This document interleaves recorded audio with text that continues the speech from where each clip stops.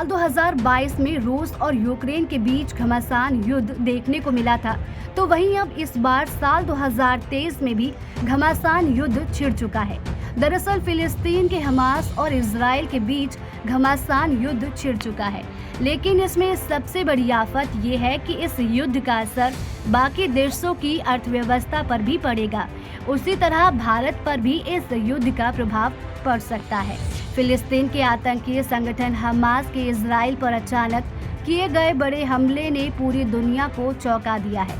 ऐसे में सवाल यह है कि क्या इजराइल पर हुए इस घातक हमले के बाद भारत को भी सावधान हो जाना चाहिए।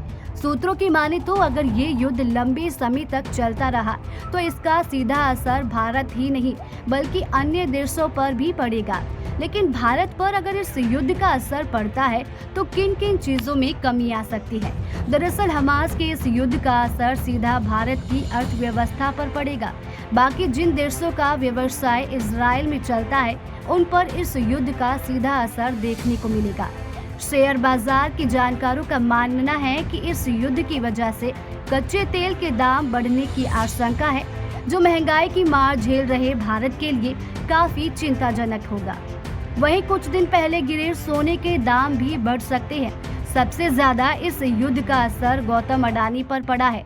हाल ही में गौतम अडानी की कंपनी अडानी पोर्ट्स ने पिछले साल एक टेंडर जीता था, जो कि एक जॉइंट वेंचर था। अडानी पोर्ट्स और इजराइल की कंपनी गेदोत ग्रुप ने हाइफा पोर्ट्स के प्राइवेटाइजेशन का टेंडर हासिल किया था।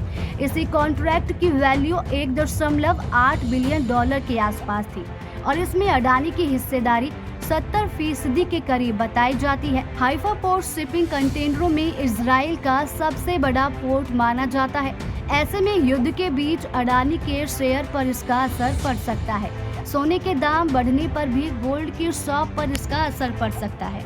Bureau report team ANN।